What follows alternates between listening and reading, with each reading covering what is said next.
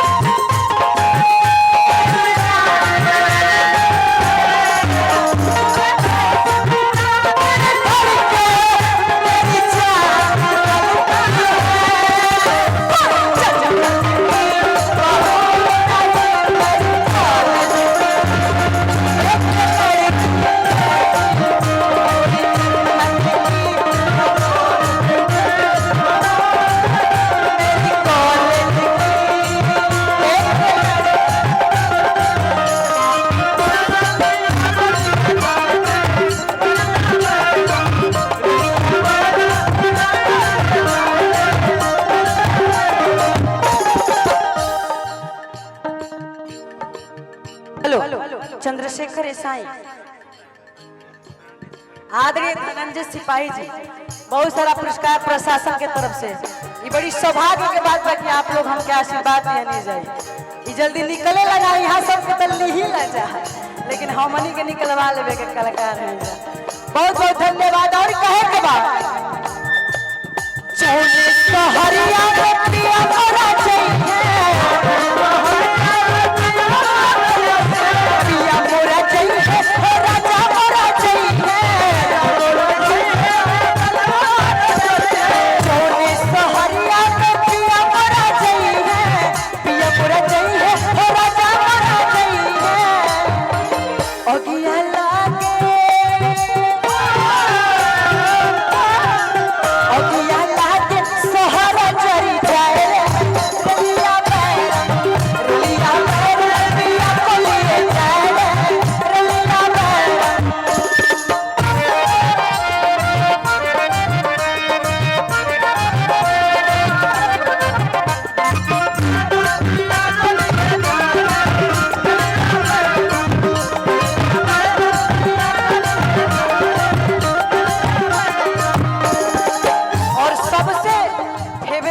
हमारा के लागेला चौने सबतिया के पिया मोरासी चौने सबतिया के पिया मोरासी चौने सबतिया के पिया मोरासी चौने सबतिया के पिया मोरासी मारे बिजुली जवना मोहब्बत के हमार राजा जी आशिक बाड़ो। बाबा करस के ओकरा के बिजली मार दे, हमार राजा जी घरे आ जा। मेहरारू के प्रेम बा कहतिया मारे बिजली सबता मरी जाए रे रलिया मेरा पिया को लिए जाए रे रलिया। यही में एक लाइन हमारा फेवरेट गाना लगेला कैसे,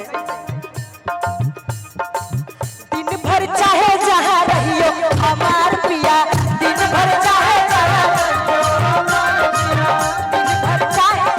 रहियो हमार पिया, दिन भर चाहे जहाँ रहियो हमार पिया, रात को घर चली हमार पिया, रात के घर चली हमार पिया, रात के घर चली हमार पिया।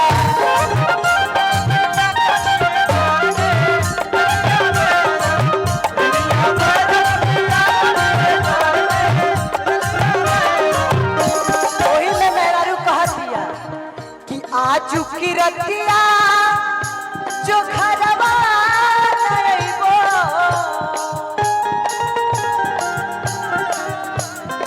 आजू की रतिया जो घरवा नइबो, आजू की रतिया ए राजा जी,